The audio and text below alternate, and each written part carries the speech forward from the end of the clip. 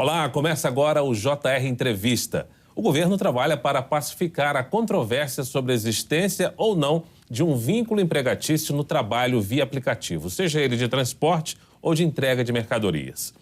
Para falar mais sobre esse assunto, nós convidamos o deputado federal Augusto Coutinho. Ele é relator do projeto de lei que regulamenta esse tipo de trabalho. Seja muito bem-vindo ao JR Entrevista, deputado. Fala, é um prazer estar com vocês aqui, que a gente possa discutir um tema que eu acho que é sensível e oportuno para o momento. Sem dúvida. Agora, diante da polêmica envolvendo aí o reconhecimento do vínculo empregatício de motoristas de aplicativos, deputado, qual seria a sua posição em relação à necessidade dessa regulamentação? Bom, inicialmente é importante até que a gente diga que, se você pesquisar entre os empregados, vamos dizer, que estão, os trabalhadores que estão hoje trabalhando com aplicativos, se você faz uma pesquisa recente, 75% não quer o vínculo empregatício. O que eles alegam? Não, alega que muitas vezes hoje, vamos traçar apenas na plataforma de Uber ou de carro para de serviço de carro. Então, muitos dessas pessoas têm o seu trabalho, têm outra sua ocupação e faz aquele trabalho com aquele aplicativo ou outro aplicativo qualquer, momentaneamente como um extra. Então, na verdade, eu acho que à medida em que você fizer o vínculo empregatício, você inviabiliza no Brasil o aplicativo, né? Eu acho que a gente tem de encontrar uma alternativa. A gente precisa dar um certo agasalho ao trabalhador que, em serviço, tenha algum dano à sua saúde ou qualquer coisa desse tipo do ponto social, né? A gente precisa criar algumas defesas desse trabalhador, é óbvio. Algumas responsabilidades para os aplicativos também é importante, e que muitas vezes o usuário não tem nem com quem falar, ou seja, você fala com uma plataforma, né? E que isso precisa ser definido. O que eu tenho defendido muito, Fala, é que o que a gente precisa fazer, o Congresso Nacional, a Câmara dos Deputados e o Senado, é a gente legislar sobre essa matéria. É uma matéria que está hoje em discussão, por exemplo, no Supremo Tribunal Federal, que diz que vai definir, ou seja, vai definir regras para isso, né? O governo, por sua vez, faz um grupo de trabalho que vai apresentar um projeto, mas os projetos já existem na Câmara dos Deputados. Eu, pessoalmente, como relator da Comissão de Desenvolvimento Econômico, a gente já fez duas audiências públicas, uma na pandemia e outra depois da pandemia. Já discutimos, já ouvimos todas as pessoas envolvidas nisso. E o que é necessário é que a gente faça, para que depois a gente não reclame que o Supremo Tribunal Federal está legislando por nós, o que é um fato. Isso não é um assunto que o Supremo tem de tratar. Quem tem de tratar disso são os legisladores eleitos pelo povo brasileiro. E a nós cabe ouvir a todos os entes envolvidos. Eu acho que a gente precisa chegar num equilíbrio dessa relação, trazer responsabilidades, volto a dizer, para as plataformas também, né, que eles têm de dar uma certa segurança ao trabalhador e, enfim, e fazer com que esse projeto avance. Pelo que eu noto e pelo que as discussões que a gente tem, é muito mais fácil você resolver o problema dos aplicativos de 4 rodas, vamos chamar assim, né? O Uber, o Cabify, o 99, todas essas plataformas. É mais complicado você resolver o de 2 rodas, que são os entregadores, né? Onde está se tendo eu vejo maiores reações e que o próprio governo identifica isso, ou seja, como falei nesse grupo de trabalho, que tem maiores reações. Mas a gente supre isso desde que a gente coloque essa matéria para discussão e voto no Congresso, na Câmara dos Deputados. Deputado, o senhor citou o STF, a gente lembra que o Supremo formou maioria a favor do amplo alcance para futuras decisões sobre vínculo entre trabalhadores e aplicativos. O senhor acredita que essa discussão no Supremo está distante, está dissonante daquilo que vem sendo discutido e encaminhado pelo Congresso Nacional? Sim, não tenho dúvida.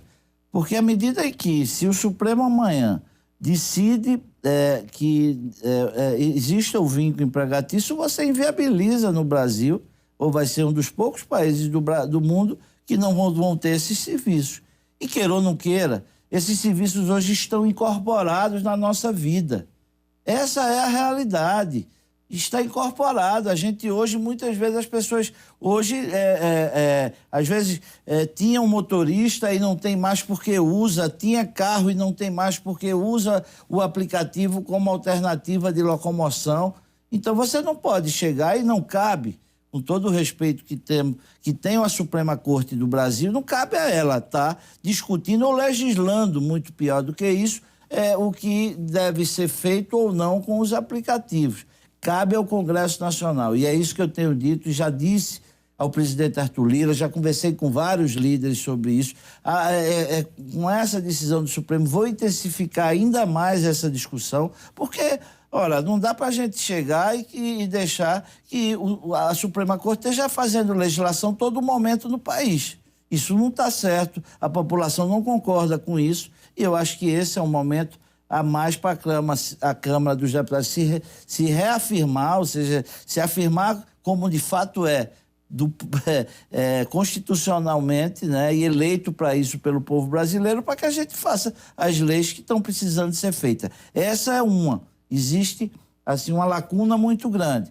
Hoje o Supremo está se posicionando disso, mas essa discussão também está no TST. Você começa a ver juiz de primeira instância dar decisões esdrúxulas em determinados estados, e isso causa um caos, ou seja, dentro do serviço, vamos dizer, uma instabilidade jurídica desse tipo é muito ruim para o país. Por isso que eu tenho defendido essa tese de que a Câmara precisa se posicionar urgentemente sobre essa questão. A gente falou do Supremo, agora vamos ao Poder Executivo, deputado, porque em relação ao ministro do Trabalho, Luiz Marinho, ele disse que apresentaria uma proposta de acordo até o final de janeiro e até agora nada avançou. A gente quer saber se existe uma dificuldade muito grande em negociar esse ponto. Bom, eu já estive com o ministro Marinho já há pelo menos uns 6 meses atrás, em que esse grupo de trabalho já vinha discutindo essa questão. Eu queria sentir exatamente como as coisas estavam andando.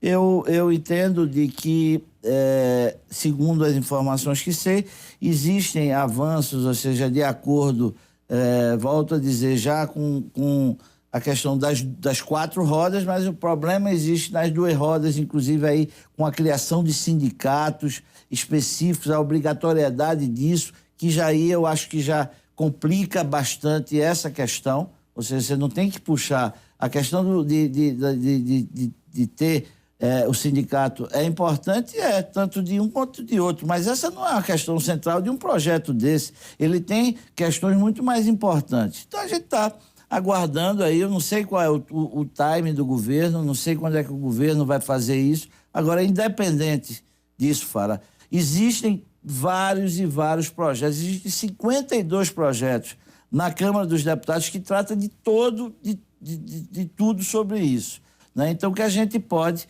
exatamente diante de toda essa discussão que fez, a gente já está apto para fazer um projeto, para votar uma matéria que tenha a maioria dos representantes do povo brasileiro e que dê uma segurança jurídica a essa questão, que eu acho que é importante, e não esperar que outros órgãos que não estão legitimados para isso façam e legislem sobre essa causa. Agora, o senhor citou o povo brasileiro, o que todo mundo se pergunta é o seguinte: essa regulamentação pode encarecer o serviço de aplicativo? Não deve encarecer. Eu acho que, inclusive, o que precisa ser feito, e não tem por que encarecer, é você criar, muitas vezes, a obrigatoriedade por parte dos aplicativos. Porque, veja, não sei se você sabe, mas a gente sabe que o preço é um preço que ele varia de acordo com a demanda, né? Então, muitas vezes, quando você paga numa demanda maior, um preço maior a uma corrida, não ache que esse que você pagou maior, o motorista vai receber mais, não. Quem recebe mais é o aplicativo, o que é um absurdo. Como é que cobra mais por um serviço e ele tem a obrigatoriedade de pagar um percentual para quem está trabalhando, ou seja, naquela demanda de maior intensidade. Então, mas funciona hoje assim. Hoje, muitas vezes, o entregador, ele não tem uma taxa mínima que a empresa pague a ele. Muitas vezes você, como também, por exemplo, você vai usar o serviço, você chega, faz um pedido, o cara manda o pedido errado, para você cancelar esse pedido do que você fez, você não consegue falar com ninguém, primeiro de tudo.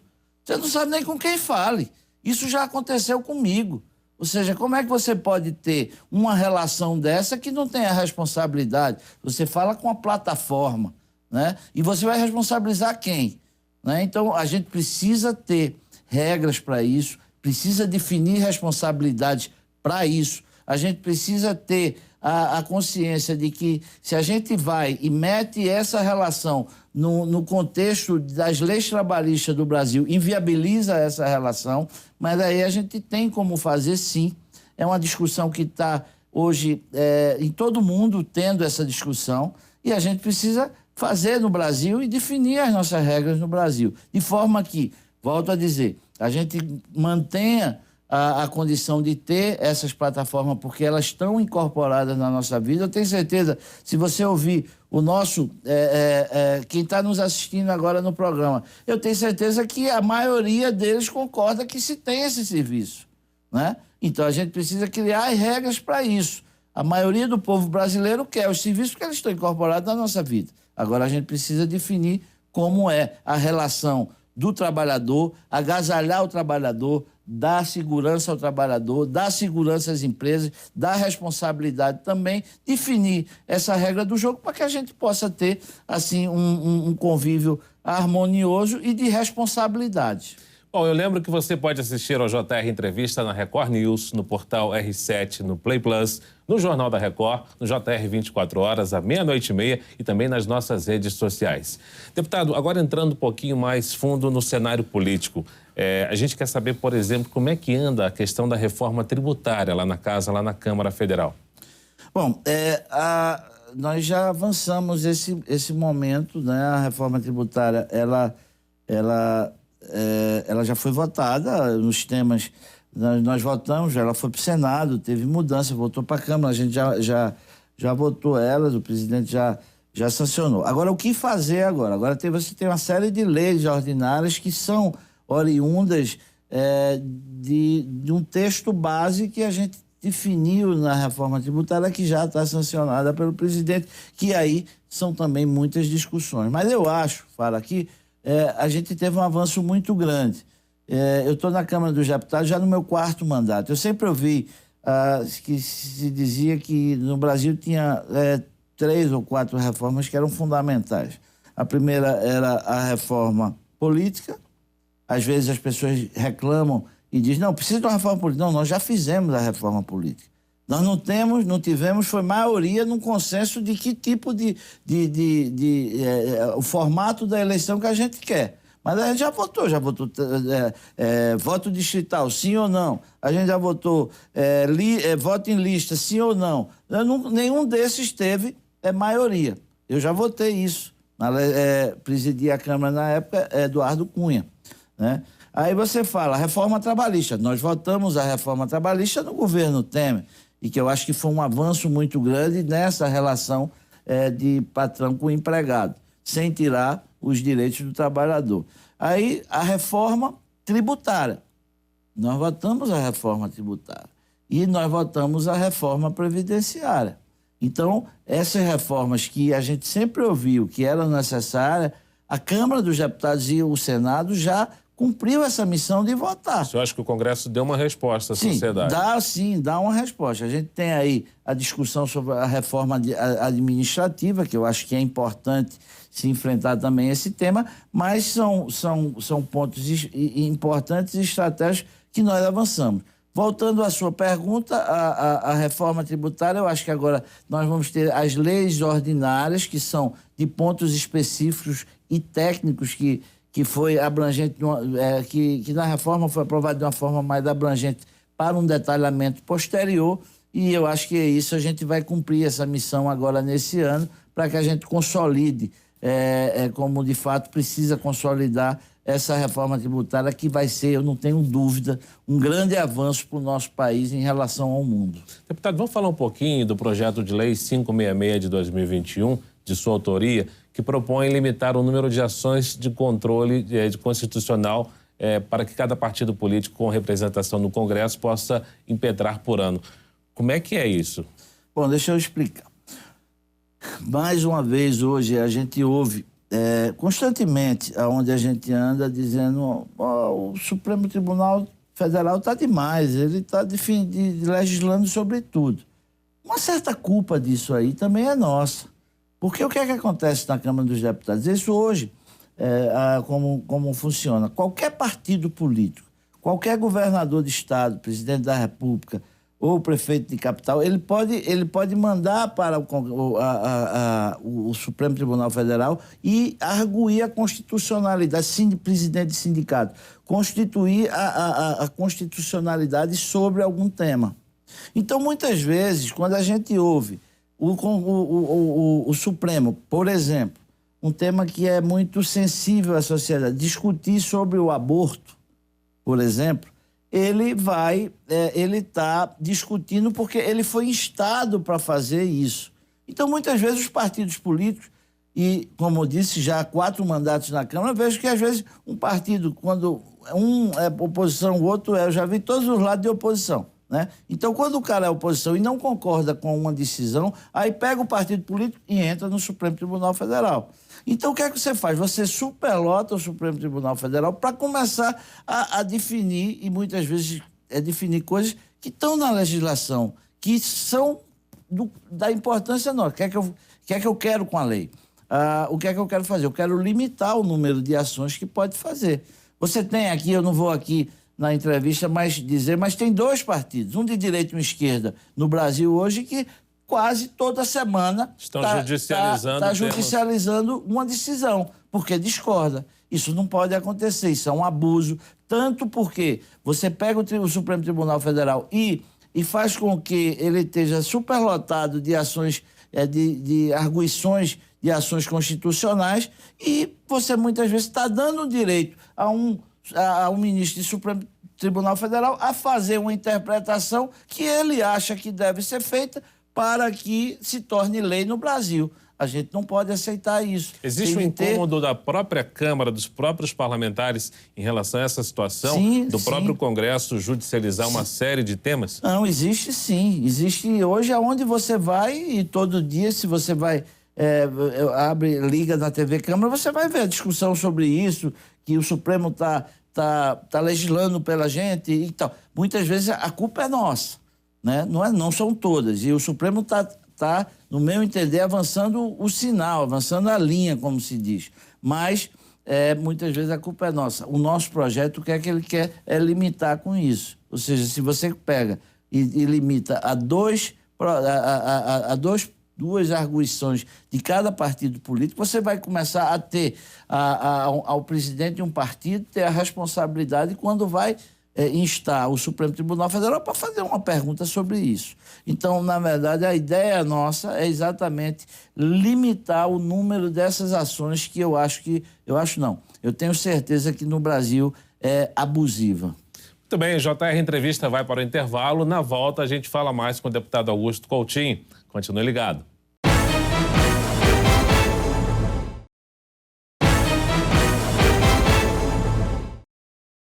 Já estamos de volta com o JR Entrevista no nosso estúdio, o deputado Augusto Coutinho.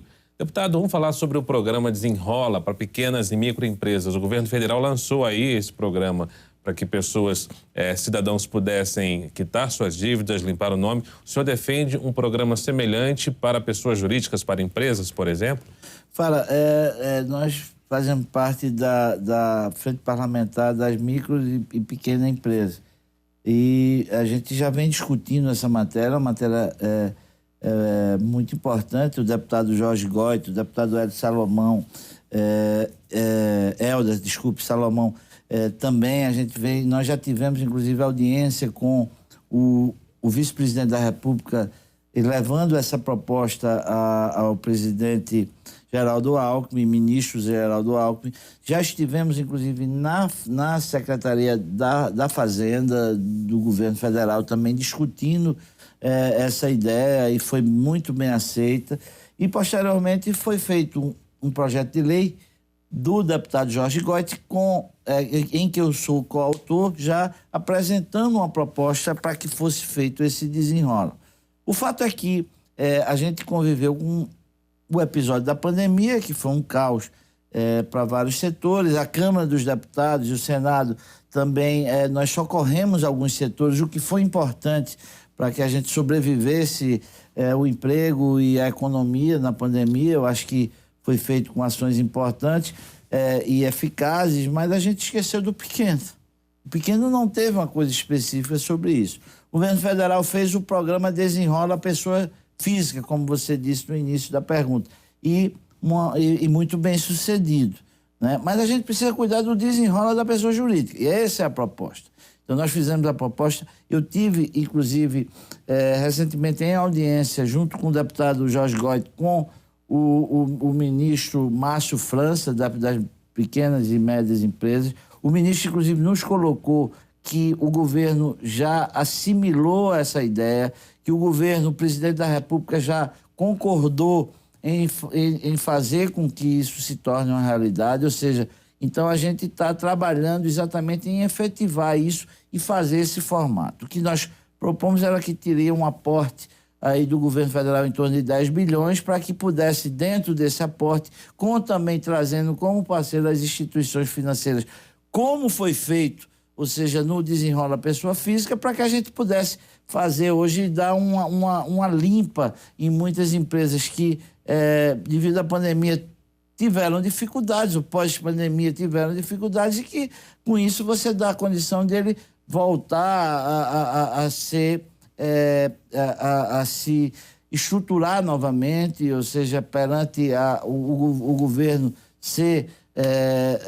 poder gerar uma empresa, uma empresa organizada, vamos chamar assim. O senhor sente uma boa vontade da equipe econômica e do presidente Lula nesse sentido? Sim. Eu não tive pessoalmente com o presidente Lula, mas tive com o ministro Márcio, que nos disse isso claramente, que o presidente já absorve e quer fazer o Desenrola Pessoa Jurídica. E que, inclusive, para ainda ser definido isso nesse primeiro semestre do ano de 2024. Deputado, a gente tem um minuto ainda antes de encerrar. Eu queria falar rapidinho sobre a questão da lei de licitações que já está em vigor. E o senhor poderia nos fornecer uma visão geral sobre as principais mudanças e inovações trazidas?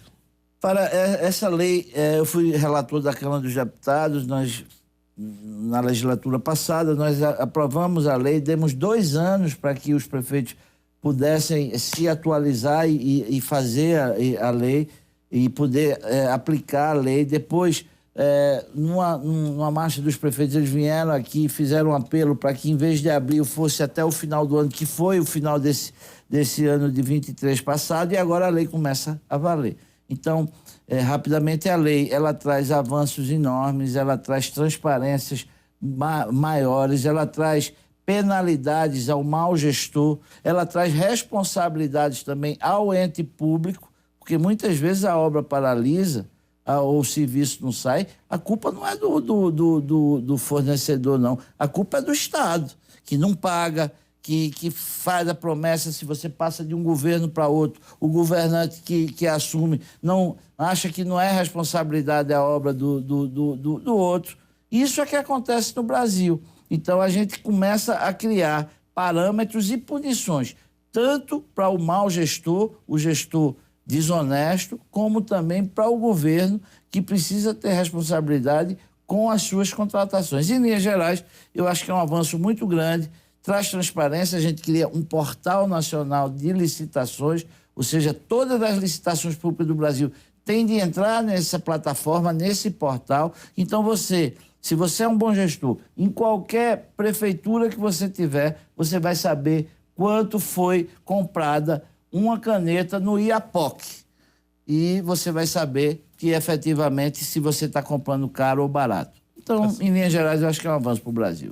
Tá certo, o JR Entrevista fica por aqui. Nós lembramos que você pode assistir ao programa na Record News às 7 da noite, no portal R7, no Play Plus, no Jornal da Record, no JR 24 horas, à meia-noite e meia e também nas nossas redes sociais. Muito obrigado pela sua presença, deputado. Obrigado, amigo. Foi um prazer. Nós agradecemos também a sua audiência e a gente volta numa próxima edição. Até lá. Agora, essa questão da licitação, acho que avançou muito com essa legislação nova, porque trouxe um pouco mais de transparência, um pouco mais de assertividade em relação às negociações do governo, ao dinheiro público. Acho que foi um avanço bem significativo.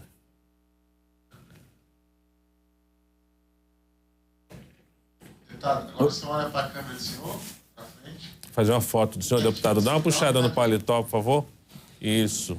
Ele mais magro, viu? Ajeita aí.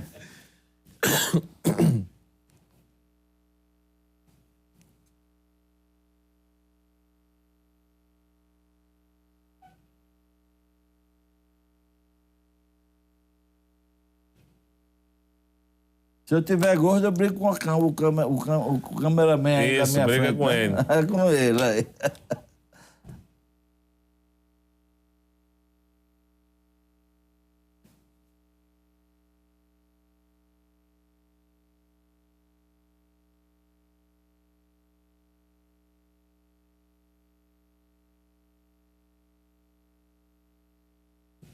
Ok.